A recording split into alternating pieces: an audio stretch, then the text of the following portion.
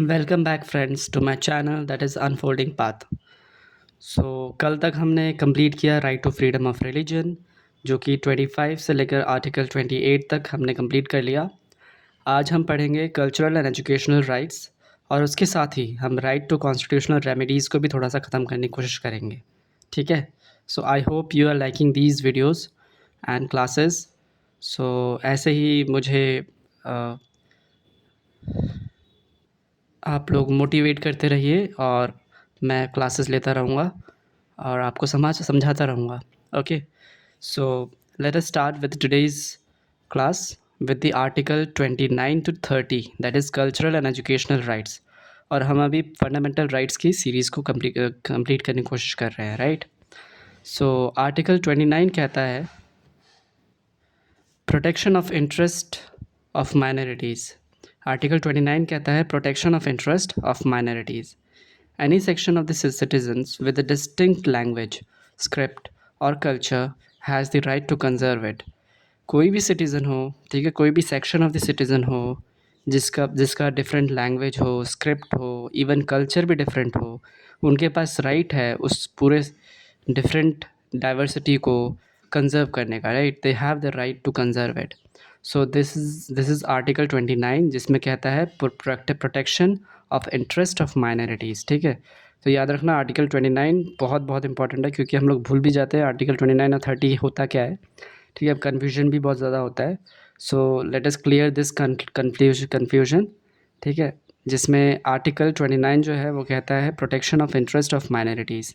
इसमें any section of the citizen with a distinct language, script और culture has the right to conserve it. ठीक है, और article 30 कहता है rights of minorities to establish and administer educational institutions. Right of minorities का right to establish and administer educational institutions को establish करना और एडमिनिस्टर करना, ये अधिकार है किसका? माइनॉरिटीज़ का। ठीक है, तो minorities in the sense of different, ठीक है, कल्चर हो गया, स्क्रिप्ट हो गया, डिस्टिंक्ट लैंग्वेजेस हो गए, ठीक है, एंड रिलीजन हो गया। सो माइनॉरिटीज़ को हमेशा एक राइट है, that is cultural and educational rights. उसमें से आर्टिकल 30 जो है वो राइट्स ऑफ माइनॉरिटी किसी भी एजुकेशनल इंस्टीट्यूशन को लोग स्टैब्लिश कर सकते हैं और एडमिनिस्टर कर सकते हैं। ठीक है, जिसमें स्टेट जो है, स्टेट मतलब पूरा इंडियन यूनियन और centre, state can not discriminate based on religion और लैंग्वेज वाइल प्रोवाइडिंग एड। अगर स्टेट कोई एड प्रोवाइड करता है, ठीक है, एजुकेशनल एड, तो वो लोग डिस्क्रिमिनेट नहीं कर सकते on the based on religion और लैंग्वेज। ठीक है, रिलीजन और लैंग्वेज के बेसिस पे वो लोग डिस्क्रिमिनेट बिल्कुल भी नहीं कर सकते। ठीक है, और आर्टिकल 29 जो है solely specific to minorities, where article 30 जो है वो स्पेसिफिकली फॉर माइनॉरिटीज़ के लिए होता है। ठीक है, the term minorities nowhere define in the constitution. पहली बात, जो कॉन्स्टिट्यूशन में माइनॉरिटी टर्म कहीं भी मेंशन नहीं है। ठीक है, माइनॉरिटी टर्म कहीं भी मेंशन नहीं है कॉन्स्टिट्यूशन में। और आर्टिकल 29 जो है वो सोलेली स्पेसिफिक टू माइनॉरिटीज़ नहीं है। ठीक है, बाकी भी है। ठीक है, माइनॉरिटीज़ के लिए ही नहीं है ऐसा नहीं है, बाकी के लिए भी होता है। ठीक है, और आर्टिकल 30 जो है वो स्पेसिफिकली माइनॉरिटीज़ के लिए है। ठीक है, याद रखना। तो कल्चर हो गया, स्क्रिप्ट हो गया, लैंग्वेज हो गया, ये माइनॉरिटी नहीं भी हो तब भी उसको कंजर्व करने का तुम्हारे पास अधिकार है। लेकिन अगर तुम एजुकेशनल इंस्टीट्यूशन की बात करोगे तो वहाँ पर तुम्हारा माइनॉरिटीज़ का ही सिर्फ राइट है to establish and administer educational institutions. ठीक है, so this is what all about cultural and educational rights, article 29 to 30। अब आते हैं right to constitutional remedies. It is the heart and soul of the constitution. किसने कहा था? Doctor B R Ambedkar ji ने। ठीक है, और क्यों कहा था? बिकॉज़ ये एक ऐसा अधिकार है कि सारे अधिकारों, जितने भी 6 के 6 अधिकार हैं, जितने भी 5 के 5 आगे अधिकार हमने पढ़े, वो सारे के सारे अधिकारों को और भी ऑथेंटिक और भी अच्छे चीज़ से बनाता है, राइट। क्योंकि ये एनफोर्स करता है फंडामेंटल राइट्स को। ठीक है, अगर उस फंडामेंटल राइट्स का इन सब में किसी का भी उल्लंघन हो जाए तो फिर ये भी हमारे पास अधिकार है कि हम कोर्ट में, सुप्रीम कोर्ट में डायरेक्ट जाके बोल सकते हैं। ठीक है, कि हमारा इस राइट का उल्लंघन हुआ है। तो आर्टिकल 32 कहता है रेमेडीज़, कॉन्स्टिट्यूशनल रेमेडीज़ कहते हैं इसे, right to constitutional remedies for enforcement of rights conferred by this इस पार्ट 3 है, राइट।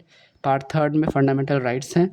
तो उसके एनफोर्समेंट के लिए ये रेमेडीज़ हैं, ठीक है। तो right to approach the supreme court for the enforcement of the fundamental rights के एनफोर्समेंट के लिए सिटीजन्स के पास राइट है to go to supreme court, and supreme court's का पावर है, the supreme court can issue orders, directions और writs to enforce fundamental rights को एनफोर्स करने के लिए सुप्रीम कोर्ट के पास डायरेक्शंस हैं, रिट्स है, ऑर्डर है, ये वो लोग अपने इशू कर सकते हैं, सुप्रीम कोर्ट के पास पूरा अधिकार है। और ये जो रिट्स है including habeas corpus, mandamus, prohibition, certiorari and quo warranto, बहुत ज़्यादा इंपॉर्टेंट है। ज़्यादा से ज़्यादा एग्ज़ाम्स में डायरेक्टली पूछा जाता है और बहुतों को ये कन्फ्यूजन भी होता है। तो let us clear this confusion today itself. आज हम पूरे कन्फ्यूजन को ख़त्म कर देंगे, राइट। सो दिस इज़, अब आते हैं कि रिट जुरिस्डिक्शन सुप्रीम कोर्ट और हाई कोर्ट दोनों में डिफरेंस क्या है। ये भी बहुत इंपॉर्टेंट क्वेश्चन है जो क्वेश्चन पूछे जाते हैं, राइट। तो सुप्रीम कोर्ट जो है आर्टिकल 32 में है क्या, रिट्स, ठीक है। कॉन्स्टिट्यूशनल रेमेडीज़ जो है वो आर्टिकल 32 में है सुप्रीम कोर्ट के लिए, और आर्टिकल 2 to 6 में हाई कोर्ट के लिए। याद रखना, article 2 to 6 for high court, article 32 for supreme court, ठीक है, याद रखना उस हिसाब से। Then supreme court can not refuse to issue writs, supreme court can not refuse, supreme court कभी भी रिफ्यूज़ नहीं कर सकता अगर रिट इशू होने के लिए। High court can refuse to issue writs, ठीक है। हाई कोर्ट के पास अधिकार है कि अगर कोई इशू करता है रिट्स को तो उसको रिफ्यूज़ कर सकता है। So this is upper hand high court के पास है over the supreme court. It can only issue writs when there is violation of fundamental rights only, और ये जो है इशू कर सकता है रिट्स तभी सुप्रीम कोर्ट जब किसी भी फंडामेंटल राइट्स का ही वायलेशन हो, बाकी राइट्स का नहीं, ओनली फंडामेंटल राइट्स, ठीक है। और ये जो हाई कोर्ट है, it can issue the writs when there is a violation of fundamental rights plus legal rights, legal right और फंडामेंटल राइट दोनों का अगर वायलेशन हो तब भी वो इशू कर सकता है क्या, रिट, ठीक है। Hence writ jurisdiction of high court is wider है हाई कोर्ट का रिट जुरिस्डिक्शन, इवन पावर भी थोड़ा सा अपर हैंड है। जुरिस्डिक्शन जो है throughout the territory of India, इसका है jurisdiction throughout the state, किसी भी एक पर्टिकुलर स्टेट का हाई कोर्ट है तो उस स्टेट तक ही है, और ये throughout the territory of India, ठीक है। So this is the basic difference between high court and supreme court का रिट जुरिस्डिक्शन, ठीक है। और पार्लियामेंट जो है can authorise any other court other than supreme court और high court to issue writs. अब पार्लियामेंट के पास अधिकार है, पार्लियामेंट के पास पूरा का पूरा राइट है कि वो किसी और कोर्ट को, भले क्वाजी जुडिशल कोर्ट हो या कोई भी ट्रिब्यूनल हो, उसको भी रिट जुरिस्डिक्शन को के लिए प्रावधान दे सकता है, ठीक है, अधिकार दे सकता है, अथॉरिटी दे सकता है, ठीक है, ठीक है। ये पार्लियामेंट के पास पूरा राइट है, ठीक है, एक्सेप्ट मतलब other than supreme court and high court, ठीक है। हाई कोर्ट और सुप्रीम कोर्ट के अलावा भी किसी को दे सकता है रिट इशू करने के लिए, ठीक है। So this is what all about this difference. अभी हम पढ़ते हैं 5 के 5 रिट्स क्या है उसको पूरे डिटेल में अच्छे से, ठीक है। तो फिर 5 writs issued by the supreme court and high courts under article 32 and article 2 to 6 of the Indian constitution, ठीक है। तो पहला जो रिट है दैट इज़ हेबिस कॉर्पस। आपने एक मूवी देखी है जय भीम साउथ की, है ना, शायद देखी होगी। तो मैं समझता हूँ कि सबके सबने देखी होगी लगभग, अगर नहीं भी देखी हो तो it's very good movie, you can watch it in order to know what actually habeas corpus is. तो हेबिस कॉर्पस पे पूरा का पूरा वो मूवी है, बहुत अच्छा है, बहुत ही मतलब शानदार तरीके से पूरा अच्छे से बता रखा है what actually the plight is and क्या क्या कर सकते हैं, ठीक है। तो habeas corpus to have the body of, ठीक है, ये इंश्योर करता है इंडिविजुअल लिबर्टी को अगेंस्ट द अनलॉफुल डिटेंशन। अगर आपको कल को कोई पकड़ के जेल में डाल देता है without even any having their prove that आपने ये कुछ किया है, इवन आप गिल्ट प्रूव आप हुए भी नहीं हो कन्विक्ट, ठीक है, तब भी आपको डाल दिया गया है, ठीक है, तो अनलॉफुल डिटेंशन। तो फिर उसमें क्या होता है, आपकी तो इंडिविजुअल लिबर्टी हानि हुई, राइट। तो इसी के लिए एडीएम जबलपुर केस में is also known as habeas corpus case, it is related to personal liberty, ठीक है। एडीएम जबलपुर केस भी आया था, ठीक है। और ये क्या केस था, हम सारे के सारे केसेस अच्छे से पढ़ेंगे इन दी फर्दर क्लासेस, इसमें पूरा डिटेल में सब पढ़ेंगे, ठीक है। So for the time being अभी हम आगे बढ़ते हैं। हेबियस कॉर्पस जो है to have the body of, और ये इंश्योर करता है individual liberty against the unlawful detention, है ना। Individual liberty against the unlawful detention. ठीक है, अब आते हैं मैंडेमस। मैंडेमस मतलब वी कमांड, हम कमांड करते हैं। Orders of a public official और authority to perform a duty they fail to do. कोई भी एक पब्लिक ऑफिशियल है, ठीक है, उसके ऑर्डर्स और अथॉरिटी काम करने के लिए अगर वो काम करना नहीं करते हैं तो हम कमांड करते हैं। It can not be issued against a private individual, president, governor और when the duty is not mandatory.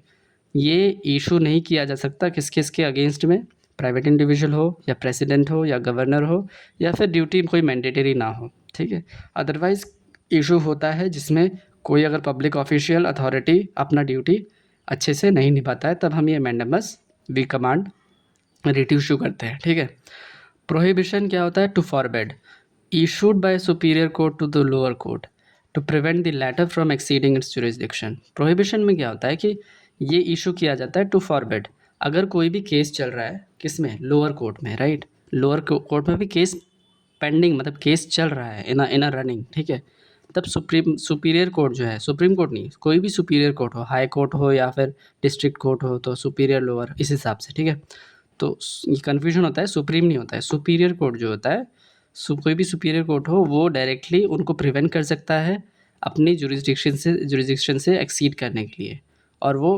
मतलब उतना रोक सकता है। ठीक है, और सर्टिलियरी में क्या होता है? To be certified. इसमें क्या होता है? कोई भी higher court issued by higher court के द्वारा इशू होता है to transfer a case pending in the lower court to itself and nullifies the lower courts order if it act beyond its jurisdiction. ठीक है, सर्टिलियरी में क्या होता है? कोई भी हायर कोर्ट कोई भी पेंडिंग जो केस होता है लोअर कोर्ट में, उसको अपने हिसाब से केस में ले लेता है, और उस पूरे लोअर कोर्ट का जितना भी जो भी चीज़ होता है, अगर वो अपने जुरिसडिक्शन से ऊपर काम करता है तो उसको हटा देता है। ठीक है, और खुद में ला देता है। तो सर्टिलियरी यही होता है, मतलब मान लो फॉर एग्जांपल कोई केस चल रहा है हाई कोर्ट में, तो सुप्रीम कोर्ट आया, भाई you stop, give that to me, and whatever you have taken the decisions and upheld it, I am just cancelling it, और अब मैं अपने हिसाब से चलूँगा क्योंकि तुमने अपने जुरिसडिक्शन से बियॉन्ड काम किया। ठीक है, so this is what certiorari, to be certified of. और प्रोहिबिशन टू फॉरवर्ड, जिसमें क्या होता है कि सुप्रीम कोर्ट इशू करता है या सुपीरियर कोर्ट इशू करता है लोअर कोर्ट को, प्रिवेंट करता है कि कोई अपना जुरिसडिक्शन को एक्सीड ना करे, वही बस प्रोहिबिशन में बस फॉरबिड करता है। और ये to be certified direct. Quo warranto क्या आता है? बाय व्हाट अथॉरिटी, तुम किस अथॉरिटी से यहाँ पर खड़े हो, right. Challenges a person to right to hold a public office, अगर तुम कोई पब्लिक ऑफिस होल्ड कर रहे हो, या पुलिस हो या फिर तुम डीएम हो या whatever you are, BDO हो, तो आपको चैलेंज किया जाता है कि आप किस अथॉरिटी से इस पब्लिक ऑफिस को होल्ड कर रहे हो। ठीक है, तो बाय व्हाट अथॉरिटी, को warranto. So this is what all the five writs that issued by the Article 32, which is the constitutional remedies, and it is the heart and soul of the constitution by Dr. B.R. Ambedkar. ठीक है, Article 32. So this is for today's class. I hope you like this class. So like, share and subscribe. Bye bye.